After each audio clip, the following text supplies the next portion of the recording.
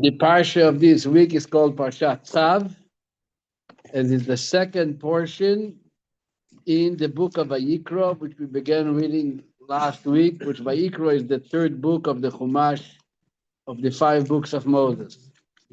6:18. So Parsha Tzav is again a Parsha which continues with additional laws of the korbanot, of the offerings. The Parsha is also going to tell us which part of the offerings is being gifted to the Kohanim. After all, the Kohanim were servicing the community, so they needed to be supported with some type of gifts. Also going to be in this week's Parsha. And this Parsha is going to introduce the final inauguration of Aaron and his sons. It was a 7-day celebration, and then it was the 8th day, which, as the expression goes, when the celebration was at its peak, is when tragedy hit, and that was when tragedy struck. That was on the 8th day by the passing and the dying of Aaron's two sons. But that part of the story, we're only going to come back after Pesach, because the way the schedule is on the Jewish calendar is that next week, Wednesday night, we are going to be sitting down to the Seder. So 7:30, there will not be class. We're going to have Mincha over here at 7:30 in preparation for the Seder. And the week after, again on Wednesday night, is going to be the last night of the final day of Pesach, called Acharoi Shel Pesach, the last day of Pesach, which is the conclusion and the Yom Tov of that day. So for the next 2 Wednesdays, we're not going to be having class. However, we are not going to learn the Parsha in those 2 weeks, because the Shabbat following this Shabbat is the Shabbos of Chol HaMoed Pesach, which the reading is all about Chol HaMoed Pesach. And the Shabbat after, we are going to read Shmini, but like I said, we wouldn't have a class because we only have one short day separating Pesach from Shabbat, and this is Friday. So in this week's Parsha, the Parsha begins with, first of all, the mitzvah of keeping the fire of the altar burned, and then the Torah begins with 2 mitzvot, which interestingly, these 2 mitzvot are both related to cleanup, removing ashes from the altar. And these 2 mitzvot were the first 2 orders of the day, every single day in the Beis HaMikdash.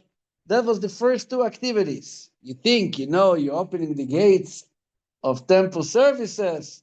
It's going to start off with some type of meditation or some types of lighting ceremony or some type of offering ceremony, and clearly not. The first thing that the morning opened up in the temple, as we're going to see soon, was take a shovel and broom and get to work. Housekeeping. Housekeeping, very good. That was the first 2 mitzvot. One mitzvah is, and I'm going to go into details more because we are in the spirit of welcoming the Korban Pesach in the new temple, so it's okay to get a little more into the details and into the specifics of how it was done. We're going to see in a moment. But mainly and in short, the idea was there was one service, which is to take a shovel, a machta, and to lift up some, it doesn't even say how much, it could have been very little, ashes from the top of the altar where the offerings were burned the day before, and take that shovel with ashes and place it on the side of the altar, by the bottom, next to the ram. And on that side, there was a miraculous occurrence that the ashes used to get swallowed into the ground. That was number 1. Number 2 was that the altar which had burning offerings and korbanot and arrangements of wood, used to collect ashes. So there was a special service to remove those ashes and take them outside of the temple. Matter of fact, outside of the Jewish camp, outside of the holy city of Jerusalem, and there is where they would be spread nicely and calmly in a way that the wind doesn't shake it off everywhere and it doesn't get scattered too much. And that's where they used to collect. The first mitzvah is called Trumat Hadeshen or Haramat Hadeshen. Deshen refers to the ashes, the lifting of the ashes, which was done by a Kohen and placed on the side of the altar. The second is called Hotza'at Hadeshen. Hotza'at means removing of the ashes from the general altar. Let's read these two services as they are being introduced in the third and fourth verse of this week's Parsha. We're going to start from verse 1. Again, page 620. Vaydaber Hashem el Moshe leimer, and Hashem spoke to Moshe, saying, Tzav es Aharon ve'es bonov leimer. Command Aaron and his sons, saying, Zois teira so'ilo, this is the laws of the burnt offering. Hi oilo, al moigdo al hamizbeach, kol alaylo ad haboker. It is the burnt offering which may burn on the altar all night until morning. Ve'eish hamizbeach tukat boy, the altar's fire shall burn within it. Comes mitzvah number 1. The fire is burning. It becomes morning in the temple. Says verse 3. Ve'lov hashakoyen midoi bad u'michnesei bad ilbash absorei. The priest shall put on his fitted tunic, and he should put on his linen pants directly on his skin. And what does he do? Veherim et hadeshen asher toicha lo eshes oilo al hamizbeach. He should what? A rim, translated into English, he should shove out a shovelful of the innermost ashes that remain from the burnt offering, which the fire consumed on the altar. This is number 1, vehirim. He takes a shovel of ashes, okay? And what does he do with that? Vesamo eitzel hamizbeach. And he puts it where? Down next to the altar, on the east ramp, going up to the altar. First activity of the morning. Second activity, verse 4. Pashat es bgodo. He said, and here he's in parentheses, preferably. We will discuss that later, meaning it's not an obligation, but he should preferably take then off his garment. Which garment? The garment that he was lifting up the ashes, originally, the shovel. Ve'lo godim acherim, and he should put on other garments. Ve'hoitzi es hadeshen, and he should take out the ashes. Before, it was just placing them. Now he takes them out. Where does he take them out? El mechutz lamachane, outside of the camp, el mokim toyer, to a clean place. That's it. Then comes service number 3, which we're not going to discuss tonight, which is 5. The mitzvah that the fire should be kept burning upon the altar. It must not go out, can never be extinguished. And what do we do? Every morning, the Kohen should kindle wood upon it, and the wood used to burn on the altar. There was different arrangements of wood which is being discussed later in the Rambam and the Gemara. Want to ask something? Yeah. So there were embers. There were embers which were burning, obviously, throughout the day and throughout the night. So the flame didn't happen until he was putting kindling on the. It was an ongoing flame. He only added more wood into the existing flame, because the flame, as verse 6 also says, that Eish Tami took it on Mizbeach. A continuous fire should burn upon the altar, loy sichbe. It must not go out. So that is the story of the services in the Beis Hamikdash. Matter of fact, chapter 6, it's called Parsha Trumat Adeshen. Again, like last week, remember we spoke about, what did we spoke last week? About the North side. The shechting of the daily offering on the north side of the altar, and we mentioned that we read it every morning before davening. This is not where the Chazan starts up at 7 o'clock or at 9:30 on Shabbos. He goes straight to the hoidu, to the part of the service, but every person reads it for himself. This Parsha, chapter number 6, till verse 6, is also read it's printed in our Sidurim in the morning pre-prayer introduction. So we also read it every morning, because like we learned last week, what we are doing in the temple, now that we have no temple, we are still to keep it alive. And the way we keep it alive is by reading those verses which describe that service. Leshalma parim sfatenu. Clear. So I want to give you a little first introduction. Like I said, I want to go a little more specific to what the Rambam describes this mitzvah, which is actually very related to these days as we are getting ready for Pesach, when you might find inspiration from this mitzvah in the other mitzvah that we are involved in. This is cleaning the house for Pesach. So people sometimes look at cleaning up the house as a burden, as a yoke. They enjoy the Seder very much. They would like to come in and enjoy a perfectly ready-made Seder, but to clean up the house from the chametz is too much of a job and too big of a job, and maybe it's not so necessary. I can sell it all to Bernat, and he's a very nice customer. He likes our stuff. So we should have to know that there is a big mitzvah in cleaning the house before Pesach. And the fact is, like I said, the first mitzvah, the order of the day and the temple also starts with cleaning. That's where it starts, cleaning, removing ashes. And as the Alter Rebbe says in Tanya, when we speak about ashes, it's not only that you start with cleaning, which obviously gives the Kohen a very important message.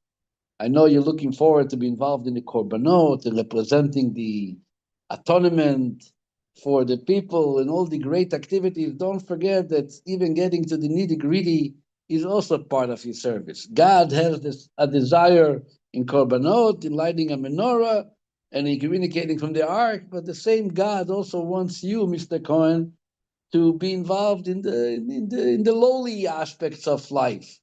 Makes them humble. And especially as the Alter Rebbe says in Tanya, ashes represent the furthest level of physicality. Very interesting. Alter Rebbe has a whole thing in Tanya. It speaks about the red heifer, but anyway, he says there, the Rambam says that everything in the world is made up of the four elements: fire, wind, water, and dust.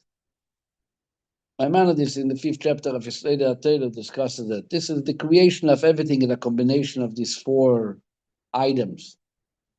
And what happens is that when you burn something, the fire aspect of the wood gets reunited with its source. The wind aspect, the water aspect. What happens to the earth? That's the only thing which remains. This is the ashes, which means that the ashes is the mostly mundane matter of every matter, that it doesn't even get nullified. And that is which the day service begins, with those ashes. So let's see what the Rambam says. The Rambam is in the laws of Tmidin Musafin. And first of all, the Rambam tells us what time was the offering of the ashes? What time in the day was it happening? The Rambam says it depends when. On a regular day, it was done at dawn, alot shachar. This is the not sunrise. The crack of dawn is about 72 minutes before sundown. Depends which location you are, but this is the average. This is when they used to go and perform that service called the lifting of the ashes. He says during the holidays,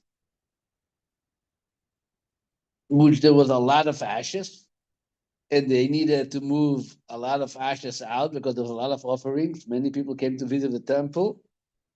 So they used to start already removing the ashes.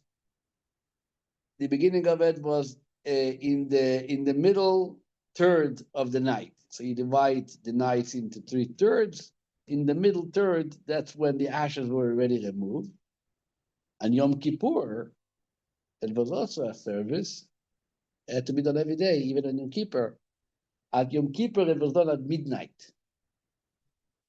I don't know the reason, but in the Gemara, the Gemara says that the reason is because the Kohen Gadol, at Yom Kippur, everything was done by the Kohen Gadol. He was doing all the services. A lot of work. Taking off his gold clothes, putting on his white clothes, back to the gold, back to the white. And the Kohen Gadol had a lot of work during the day. So we didn't want him to get tired starting the morning with schlepping ashes, with pulling out shovels. So they gave him the opportunity to do it at midnight. And then he can go take a rest. And once he's rested, he can start the morning work in the Bet HaMikdash properly. That's what the Gemara says. So clearly, the time was every morning. That was done be'alot hashachar, at dawn. And the way it was done, says the Rambam, that basically they used to have, like everything else in the temple, there was a raffle every morning. There was different services, and they raffled up between the Kohanim which Kohen gets what service. Says the Rambam that the one who won the raffle used to dress himself with the special bigdei harama, he calls it.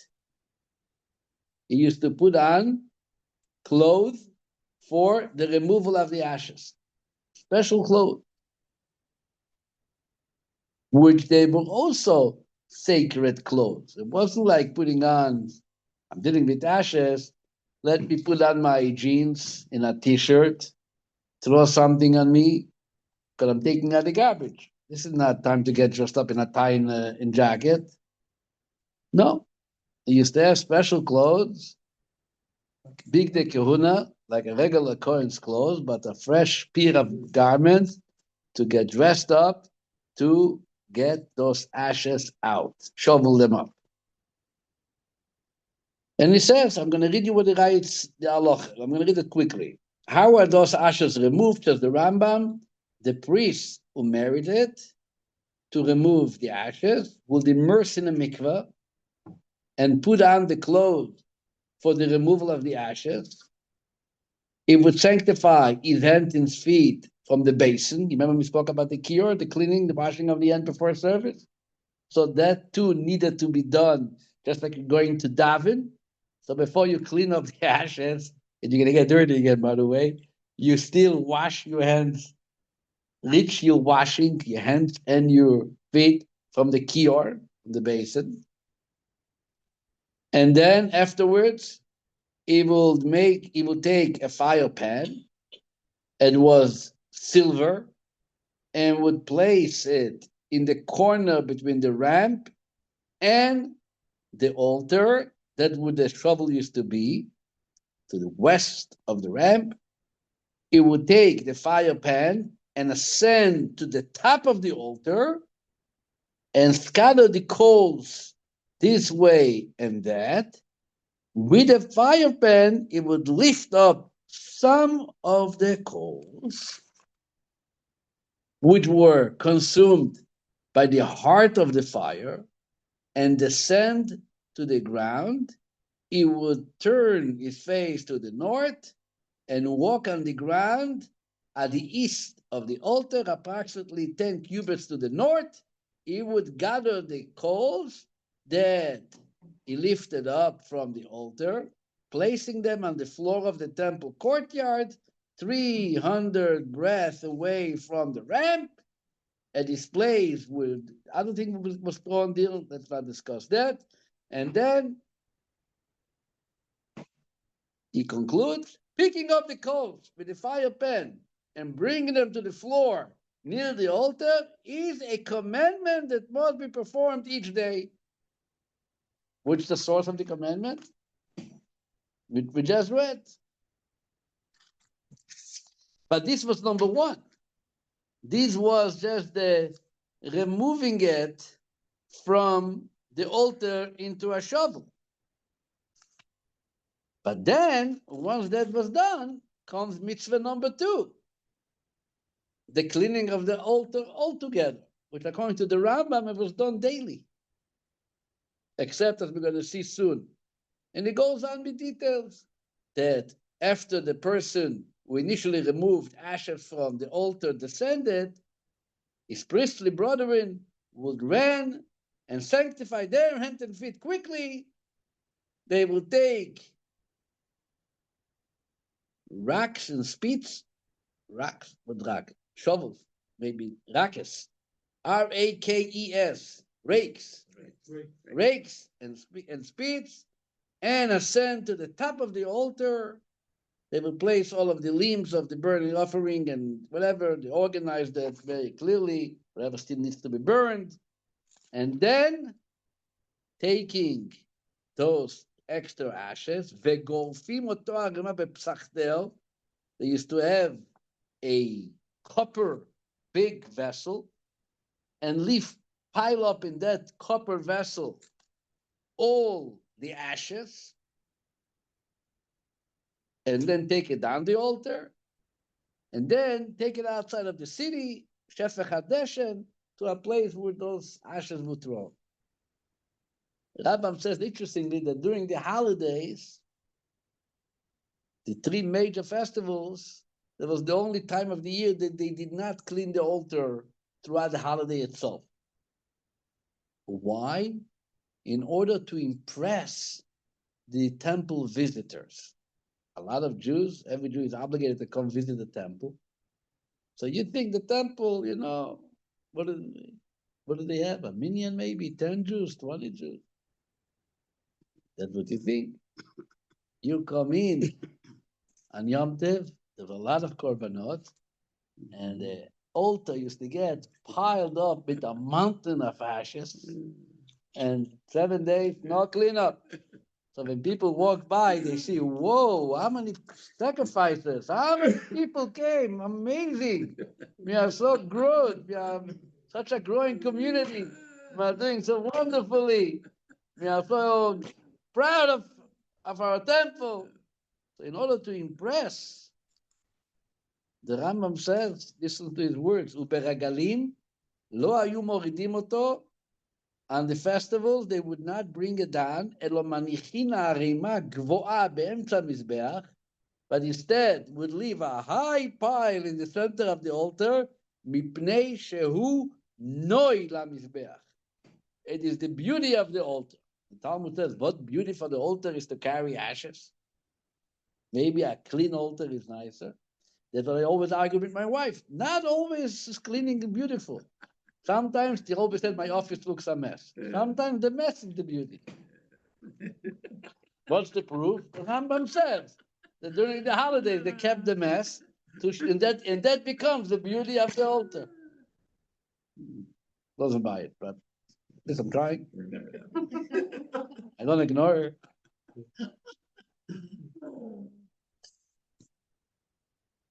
Oh, Now comes the interesting thing, which I want to talk about. And this is what kind of clothes was the Kohen wearing. So the Rambam used an expression, Bigdei Arama, that's what he calls it. Garment for lifting. Like he gave a title to the garments. If you look in Chumash, in this week's Parsha,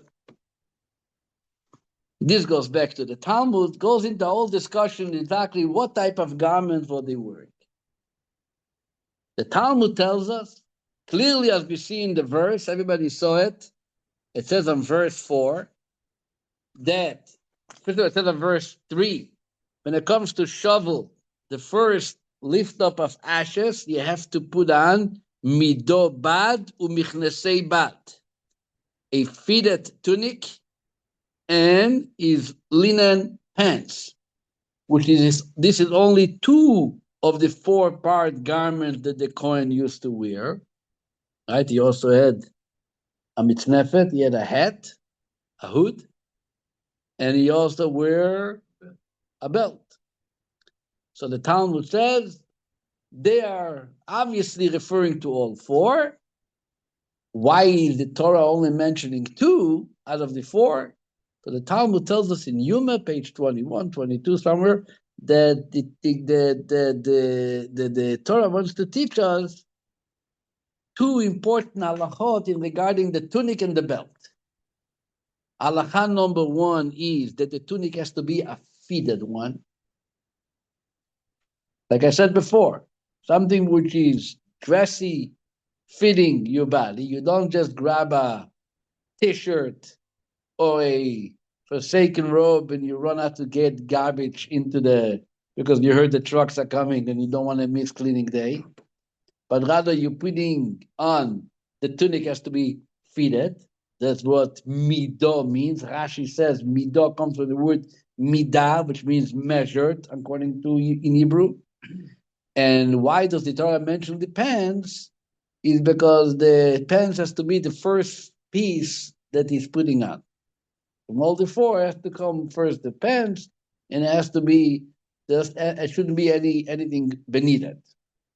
But clearly there was wearing a 4-piece garment, like every priestly service, which a Kohen is required to wear, Bigdei Kodesh, his holy garment. But this is only for stage 1. Then what does verse 4 say?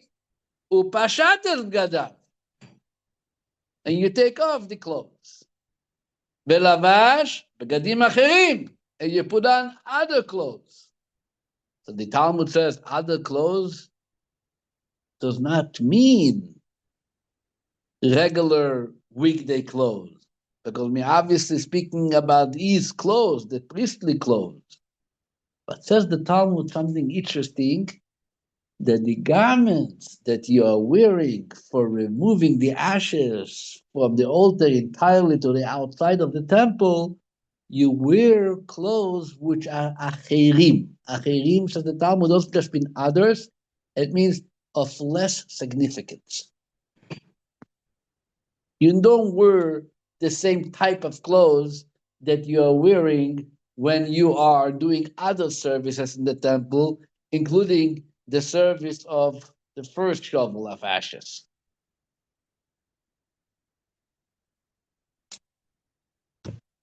And Rashi says from the Talmud again, why? And the Rambam actually says it too. Why do you change your clothes? The Rashi says, or the Talmud says, there is clothes that you wear when you are servicing inside the temple, and then there is the clothes that you wear when you are preparing something which is not necessarily for the temple. Let me read you in the words of the Rambam, first of all. Says the Rambam, "Belavash b'gadim acherim, eino omer acherim shiyu bigdei chol." When it says acherim, others, does not mean it should be ordinary garments. No. It means obviously they have to be priestly garments, right? Holy garments. But, ela sheyu chutim min harishonim. Rather, there should be less valuable than the first. Why? Says the Rambam. Lefi she'ino derech eretz. It is not proper conduct. She'im zog kos lerabo, that someone should serve a cup of wine to one's master, babgadim shebishel baem gidera lerabo, with the same clothes as the one cooks food for him. In other words, one thing is the removing of the ashes from the entire altar is compared to cooking food. But placing the first shovel of ashes by the altar is considered pouring a cup of wine. And the cook and the waiter don't wear the same dress. The cook is behind the curtain and he puts on what's it called? An apron, and he puts his hands in the nitty gritty and he works.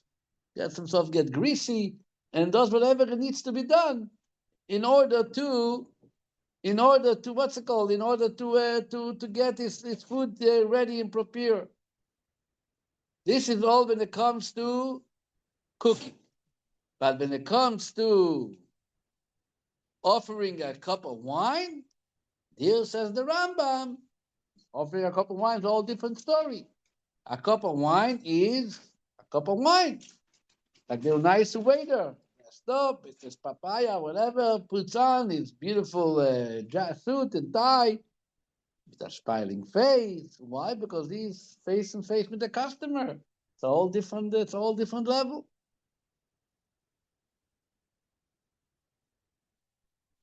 It's interesting that Rashi brings both of them.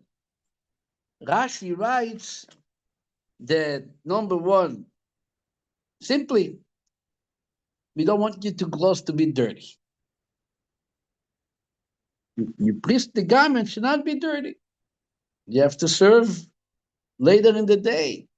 So you can't come with dirty garments. And then Rashi says, plus, it is not proper conduct that one should offer wine to his master with the same clothes that he was using while cooking the food in the kitchen. Why does Rashi bring two explanations? What is not enough just by telling us that we don't want to make it dirty? The answer is very simple. Because for not making your clothes dirty, every service in the temple almost could have made your clothes dirty. Slaughtering makes it dirty. Sprinkling the blood makes it dirty. Offering the ktoret makes it dirty. The first pile of ashes into the shovel can make it dirty. Suddenly, you're going to get dirty. What do you mean? You're getting dirty the whole time. The whole time. And by the way, this might be the beauty of the temple. That we are involved. You're not sitting there with, there's actually an interesting discussion about, in halacha, a community etrog. They used to have a community etrog. Not everybody bought an etrog. They had one etrog going around. Goes by one day, a second day, a third day. A lot of hands are putting attaching their hands to the esrog, and eventually the esrog starts to look like a, I remember the Rebbe's esrog. The Rebbe used to change his esrog sometimes during Sukkot, because thousands of people used to make a bracha on the Rebbe's esrog in lulav every Sukkot, every day of Sukkot. And at some point, after a day or two, it got really brown stains. People have sweaty hands, whatever it is. So the Chassam Sofer, one of the great halachic authorities, was asked, is it kosher? Because an etrog has to be beautiful. And if it's meant to be beautiful, the fact that it has black and brown stains does not make it look too beautiful. The Chassam Sofer responded and he said, it is just as beautiful of the blood stains that the Kohanim were flying around the temple all day. How beautiful was that? That's the beauty, that there is a service going on in the temple. You ever been into a slaughterhouse? Butcher house. A butcher house, a slaughterhouse. That's how they looked in the temple. They walked barefoot, short pants, blood all over, and that was the beauty. So, nevertheless, somehow it comes to removing the ashes, suddenly it's not just beautiful. What do you mean it's not beautiful? Suddenly you're worried about cleaning. The Rebbe actually says that that's why Rashi comes and indicates the second factor, that there is serving wine and there is preparing and cooking the food, which means to say there is a service which is being done in front of the king. You serve him wine. That's part. Servicing wine is not, I'm wrapping up my service. This is the service. Like Yitzchak was served by Yaakov. It says he gave him to eat, and then he gave him wine. Wine is a part of the service. As long as it's part of the service, you can't consider it dirt. It's not dirty. In front of God, nothing is dirty. This is the service. This is the beauty, but it looks bloody and stained. That makes it exciting. The ashes were removed outside of the temple. It's not servicing God directly. And he's preparing, matter of fact, the removing of the ashes of the altar was serving a technical need. You gotta have place on top of the altar to do your work. There were fire arrangements there, like we said before, that every day they had to make sure that the fire is burning, so they had wood arrangements. They had korbanot which were being offered, all the korban, all the kachikachim, all the sin offering, the burnt offering, all of them went on top of the altar. If you don't remove the ashes, you end up having no place to do anything. So it really served a technical, so to speak, need. And the need was obviously serving the temple, but the need was to remove it outside of the temple. So therefore, you consider it a service which is like cooking behind the curtain and not serving the wine. Says the Rambam, and this is what Rashi brings too in the Chumash, which is all coming from the word of Rabbi Shmuel in the Talmud, in Yuma, that this is the mitzvah where the Torah said, Upashatat Gadav, remove your garments and put on new garments, is because the Torah wants to make an important statement. It's not right. It's not the proper conduct that you come with your clothes that you were standing in the kitchen and cleaning dishes.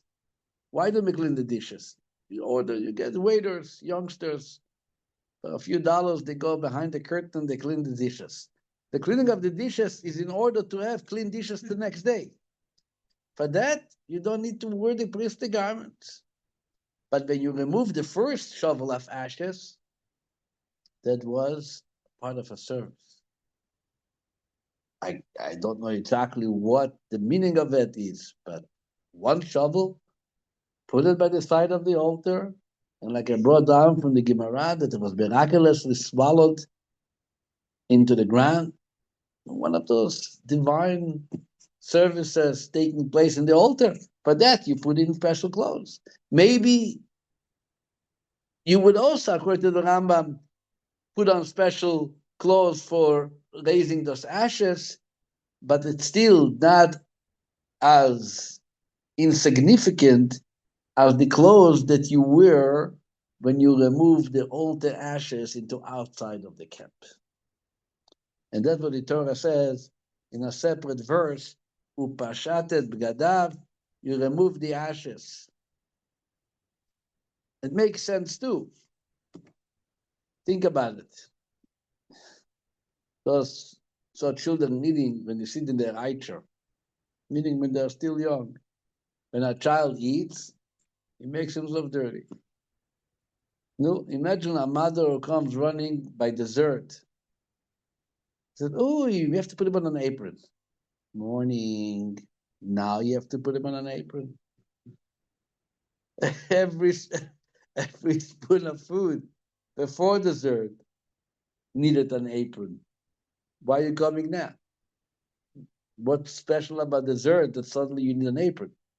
It makes himself dirty the entire time.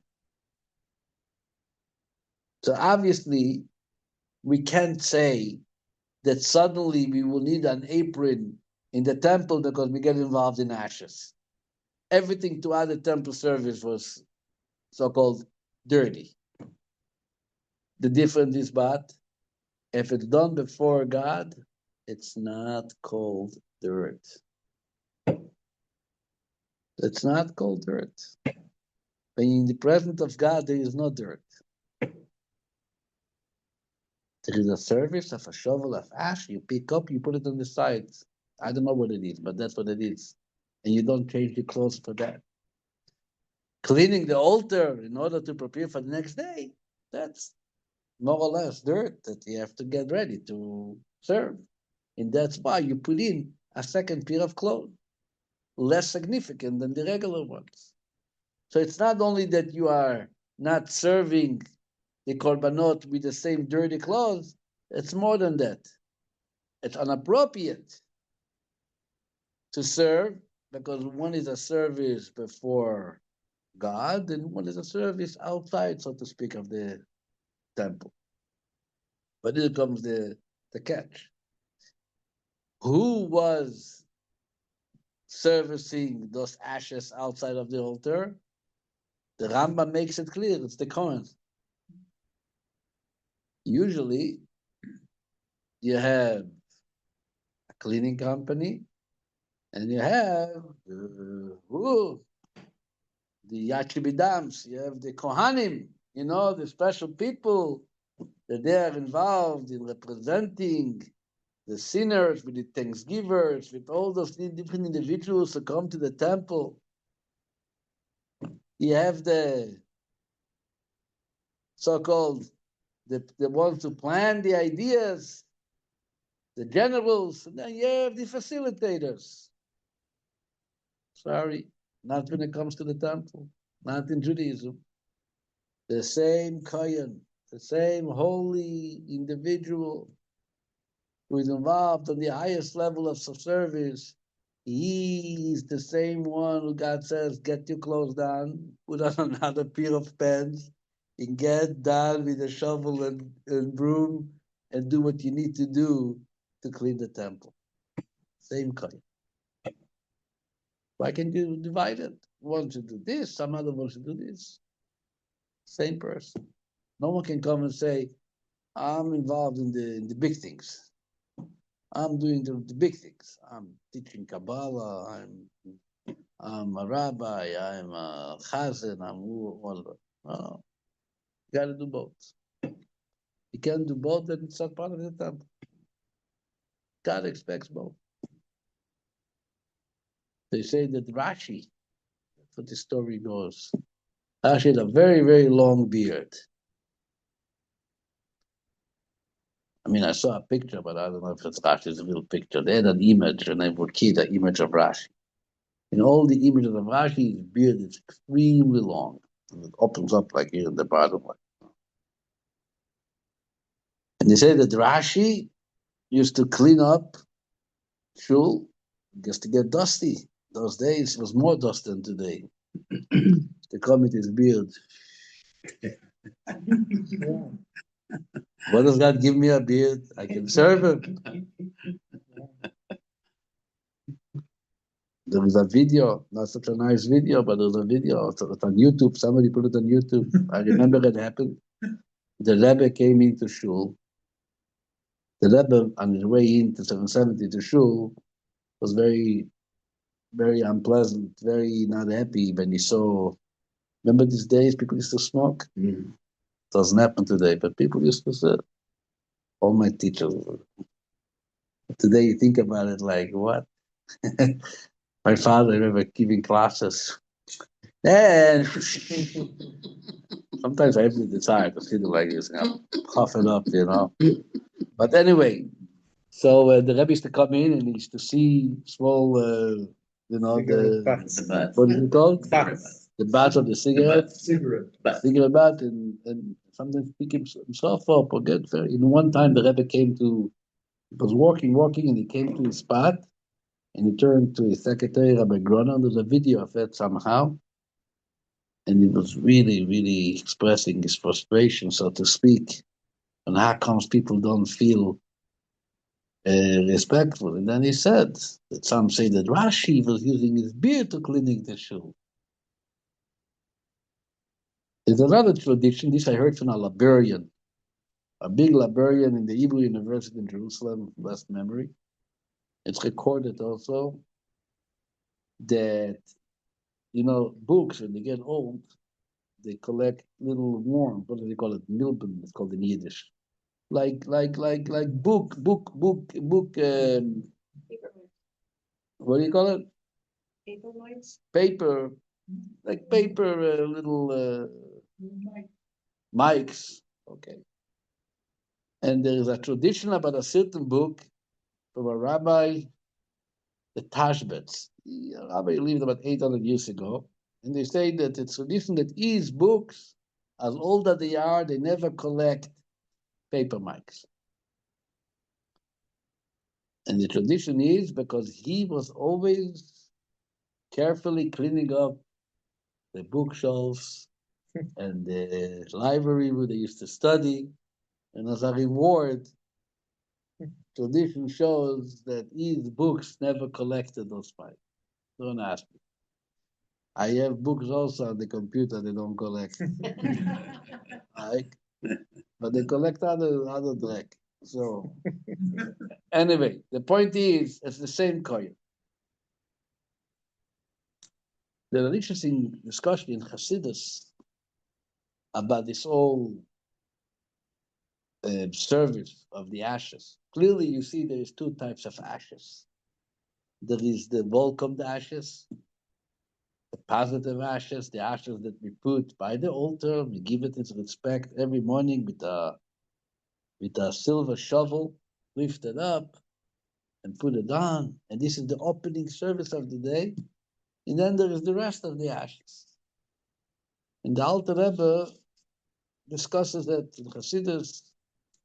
All the Rabbi are talking about what's the service of the ashes, what's going on with the ashes over here, and why is the welcomed ashes, and why is the unwelcomed ashes, and a part of it goes into a discussion about, just like we said before, ashes is what is being left from the substance. After you burn it, you have left ashes. So when we talk about a person in his fiery excitement in serving God, what is he left with? It's consumed in fire, but there's always still something left, something which doesn't get burned. A matter of fact, as closer as you get to God, you realize more there's still things which have to be repaired, right? Sometimes before you dive in, you don't feel that you feel pretty good with yourself. And as you dive in, you start praying and you get closer to God, and suddenly you realize, where am I? So sometimes the davening has an opposite reaction. You become actually not so happy with yourself after davening. Rather than being happier, you're becoming less happy. Because till now, I wasn't standing in front of the king, so I felt pretty good about myself. Now that you met God, and suddenly you realize in front of God, I think I should probably look much better, right? That's what happens when you stand in front of someone special. You know, I always remember walking by the Rebbe, the thought was always, where am I? Where am I? Not that I ever said anything. Not that he even looked at you. Just this present was the type of present that brought out from you. I feel like you can be much better than you are. This is the idea of bringing out the better part in a person's life. I know that in the world of relationship, they also speak about it. That with the right person is the person that may you makes you on your own without demanding from you, wanting to be a better person than he is by being in a relationship with you, right? Happens with students and teachers, it happens with spouses, it happens with parents and children, it happens with employer and employees. This is the idea. I mean, davening is the same thing. The Alter Rebbe says you get closer to Shem, and suddenly you're becoming like more upset. Hey, you just finished davening. Why are you angry? You should be happy. Can I be happy? I only realized now after davening that I have some work to do. This is called ashes. The Alter Rebbe said there's two types of ashes. It's okay when those ashes, when this feel of um, of, um, of selflessness inspires you to become better. That's the ashes that you put on the side of the altar. Ah, you're good. We need you. You're gonna come to good use. You're gonna make me work harder to become a better person.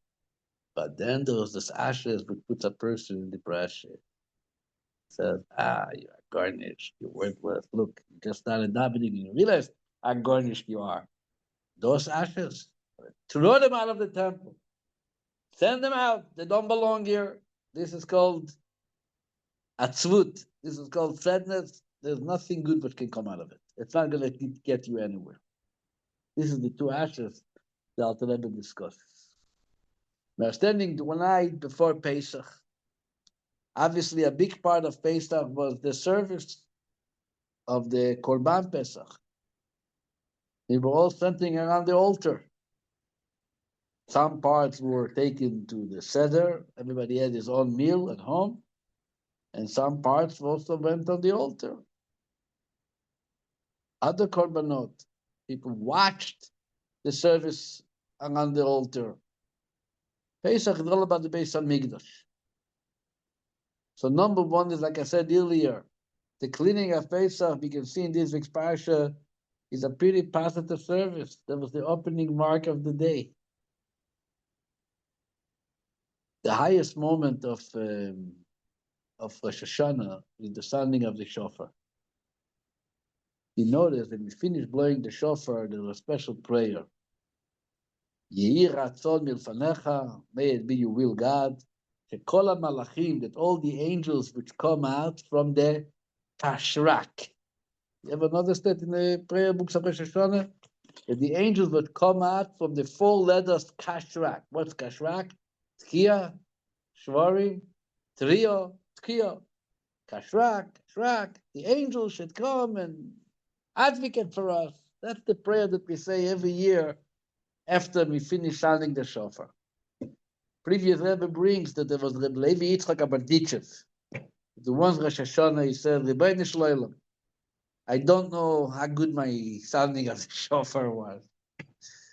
Maybe you didn't like the way my shofar was sounded. Maybe my kashrak was not so great. So he said, take the other kashrak, which is for sure great. And he said, what is kashrak in Yiddish?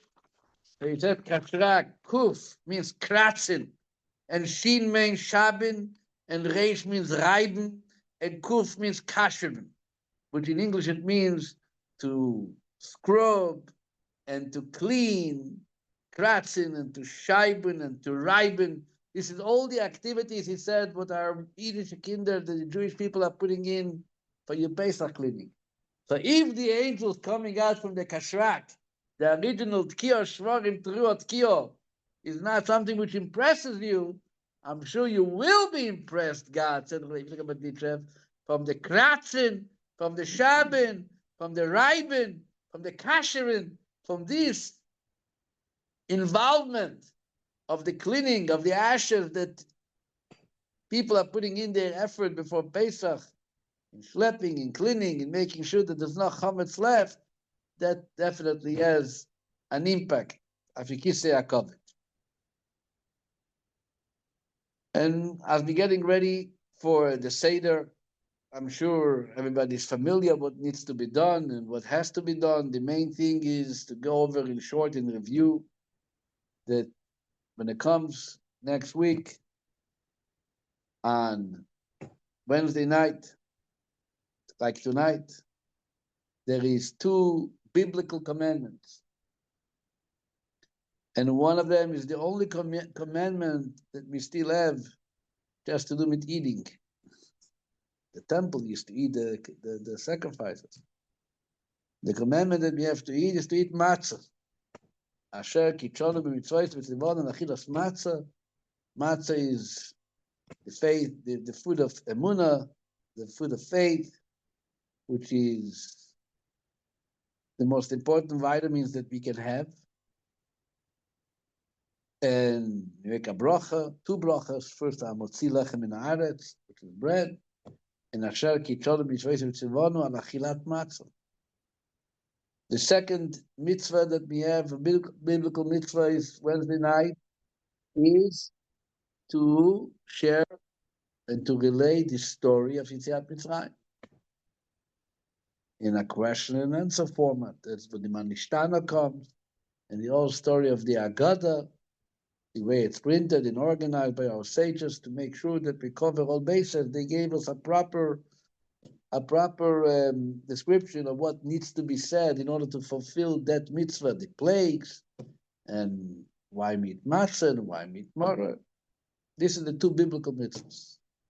Then we also have two rabbinic commandments. One is to drink 4 cups of wine. And it doesn't mean that you drink 4 cups of wine and take a cup and then a second cup and a third cup and a fourth cup and that's it. I did the mid, check. 4 cups of wine has to be drank separately one from the other. And the way you separate the one from the other is everybody has it. That's what we have the order, but the word seder means in Hebrew means order. On the first cup of wine, we recite Kiddush.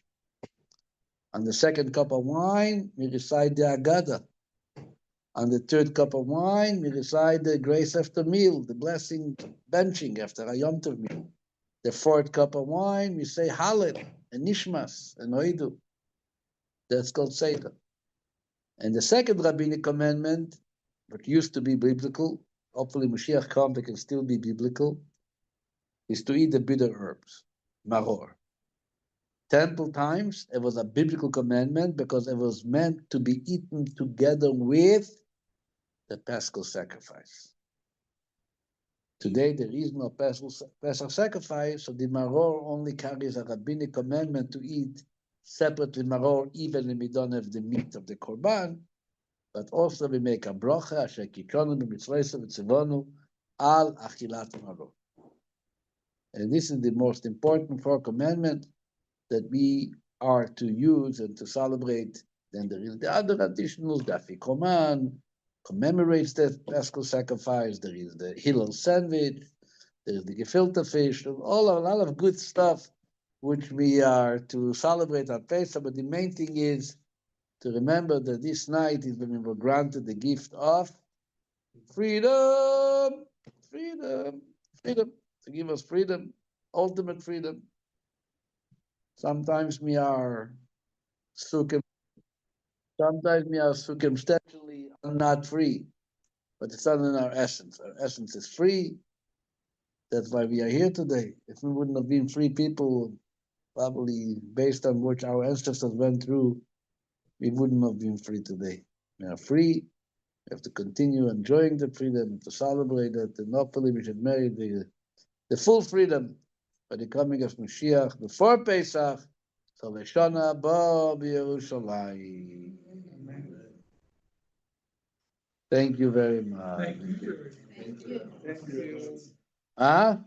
Matzah. All those who came to class and didn't get matzah yet are welcome to receive a piece of matzah now. All those who are on Zoom, I'm giving you Zoom matzah. If you want to get your box of matzah, you got to come over to visit us. I'm here. Thank you very much. Thank you, Rabbi. Thank you. All the best. Chag Sameach. No Sameach. class Chag next Sameach. week and no class. Thank you. No class next week and no class in 2 weeks. Okay. We'll see you in 3 weeks. Okay. All the best. Bye. Chag Sameach. I am so sorry to interrupt. Can I have a quick question? Rabbi Yeah. David told me to go to you. I asked him. He said he didn't think it mattered, but it bothered him enough I should go to you. I put a mezuzah up on my new Here, I will give apartment. matzah. Lady, wait for me. Yeah, what do you say? What's the question? The blessing on the mezuzah. I said it after I put the mezuzah on the door. Does that have to be Just done before. over? Just Yeah, before. no. I did it wrong. Now what shall I do? It's okay. Just leave it on the door. Thank God. Just Thank you. all the best. All right. Chag Sameach. Bye. Thank you for a great class.